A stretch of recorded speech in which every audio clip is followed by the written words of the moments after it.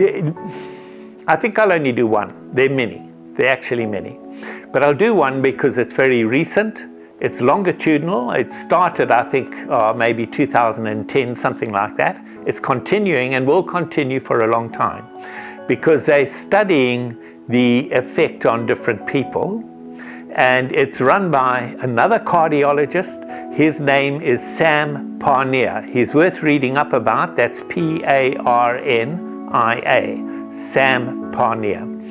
And he runs what's been called the AWARE study. It's capital letters again, AWARE. Look it up in the web, it's interesting.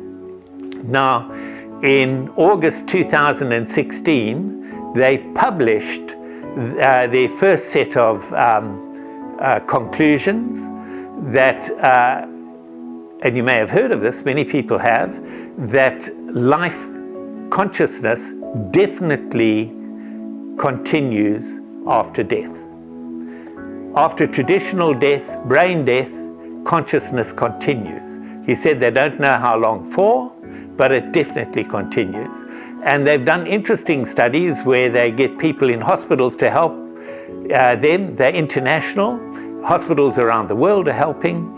And they keep records of what people say they have experienced. And as a consequence, for example, the person says on return, well, I could read the back of the X-ray machine. Now, of course, if they were lying anesthetized there on the hospital bed, they couldn't possibly read the back of the X-ray machine which had been wheeled in. So, lots of examples like that which show that the consciousness definitely survives death and can move into other areas. Fascinating. Another person to read up about is Pam Reynolds, Reynolds, because she was put into a death state for a very rare kind of operation, and her body temperature was lowered and all sorts of things happened, and her heart was stopped and brain waves were stopped, and she was put into medical death for quite a long time. And she described how her spirit left. She not only saw what was happening in the hospital bed, but she could describe the instruments which had been used to do the operation on her brain. And the thing is that those had been designed by that particular brain surgeon, and no other instruments like them existed in the world.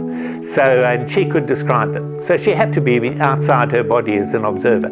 Anyway, there's lots of kind of evidence like that, but the AWARE study is very, very interesting. One of the world's top scientists is now saying, well, consciousness definitely survives death, and is coming up with some interesting models about how that happens. Yeah, I think I'll leave it at that.